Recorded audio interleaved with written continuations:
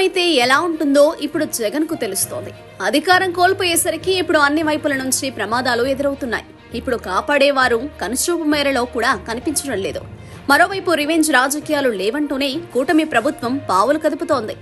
జగన్ చుట్టూ ఉచ్చు బిగిస్తోంది. గత 5 ఏళ్ల వైసీపీ పాలనలో తమను ఇబ్బంది పెట్టిన కీలక ప్రజా ప్రతినిధులు అధికారులను వెంటాడాలని ప్రయత్నిస్తోంది. దీంతో వారిలో ఒక రకమైన వణుకు కనిపిస్తోంది. ఇప్పటికే కొందరు ముందస్తు బెయిల్ తెచ్చుకుని జాగ్రత్త పడ్డారు. తాజాగా మాజీ సీఎం జగన్ పై పంజా విసిరారు రఘురామకృష్ణరాజు. తనను కస్టడీ తీసుకునే సమయంలో దాడి చేశారని ఆరోపిస్తూ ఏకంగా అప్పటి సీఎం జగన్ తో పాటు ఐపీఎస్ అధికారులపై ఫిర్యాదు చేశారు. ఇలా ఫిర్యాదు చేశారో లేదో పోలీసులు కేసు నమోదు చేశారు. దీంతో ఈ కేసు బిగుసుకునే అవకాశాలు ఉన్నాయి.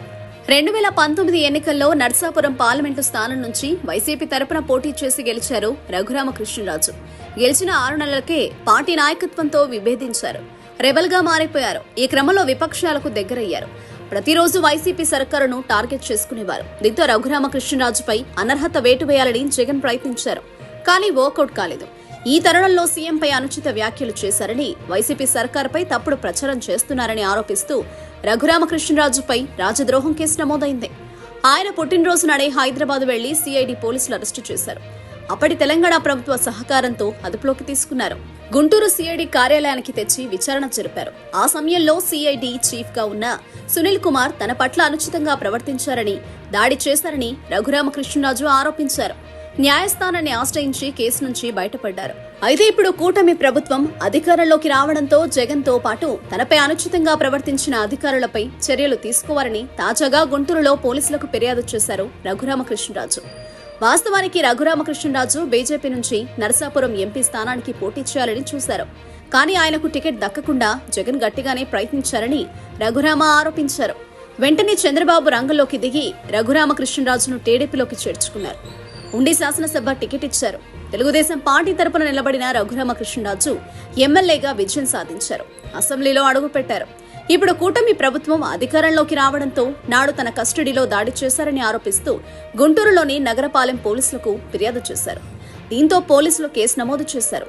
అప్పటి CID chief Sunil Kumar A1 గా, మాజీ డీజీ పిఎస్ఆర్ ఆంజనేయులు A2 గా, సిఐడి ఏఎస్పీ విజయపాల్ A4 గా, గుంటూరు జీజీహెచ్ మాజీ సూపరింటెండెంట్ డాక్టర్ ప్రభావతి A5 గా వివిధ సెక్షన్ల కింద కేసు నమోదు చేశారు.